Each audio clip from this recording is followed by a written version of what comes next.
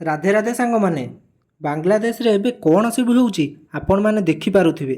ଆମ ହିନ୍ଦୁମାନଙ୍କୁ ଏତେ ଅତ୍ୟାଚାର କରାଯାଉଛି, ହାଣିକି ମାରି ଦିଆଯାଉଛି।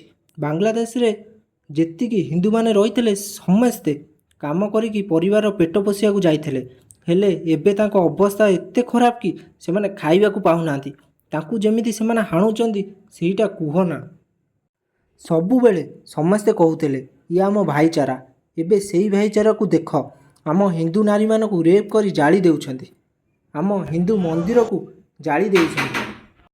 ବାଂଲାଦେଶରେ ଯେଉଁ ଝିଅମାନେ କାମ କରି ନିଜ ଘରର ପେଟ ପୋଷିବାକୁ ଯାଇଥିଲେ ସେମାନଙ୍କ ଅବସ୍ଥା ଏତେ ଖରାପ, ଏଇଟା କଳ୍ପନା ବି କରିପାରିବ ନାହିଁ। ବାଂଲାଦେଶରେ ଏବେ ସବୁ ଲୋକ ନିଜ ରାଜ୍ୟକୁ ଆସିବାକୁ ବହୁତ ଚେଷ୍ଟା କରୁଛନ୍ତି।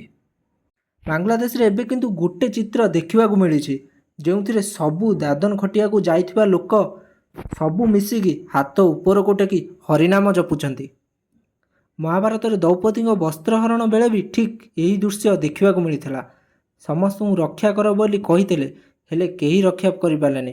କିନ୍ତୁ ଗୋଟେ ଥରେ ଭକ୍ତିରେ ଭଗବାନ ଶ୍ରୀକୃଷ୍ଣଙ୍କୁ ଡାକିଥିଲେ, ଆଉ ଭଗବାନ ନିଶ୍ଚିନ୍ତ ଆସିଥିଲେ। ହେଲେ ଏଇଟା କଳିଯୁଗ, ଦେଖିବା କ'ଣ ହେଉଛି। ଭଗବାନ ଡାକ ଶୁଣୁଛନ୍ତି ନା ନାହିଁ। କଳିଯୁଗ କିନ୍ତୁ ଶେଷ ହେବାକୁ ବସିଲାଣି। କଳିଯୁଗ ଶେଷରେ ଏମିତି ହିଁ ହେବାର ମାଳିକାରେ ଲେଖା ଥିଲା।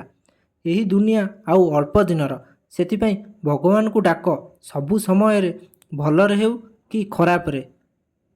ହରେ କୃଷ୍ଣ କୃଷ୍ଣ କୃଷ୍ଣ ହରେ ହରେ, ହରେ ରାମ ରାମ ରାମ ହରେ ହରେ। ଏହି ଶବ୍ଦ ଉଚ୍ଚାରଣ କର। ଯଦି ଏହି ଭିଡ଼ିଓ ଭଲ ଲାଗିଥିବ ତାହେଲେ ଲାଇକ୍, କମେଣ୍ଟ, ସେୟାର ଆଉ ସବସ୍କ୍ରାଇବ୍ କରନ୍ତୁ।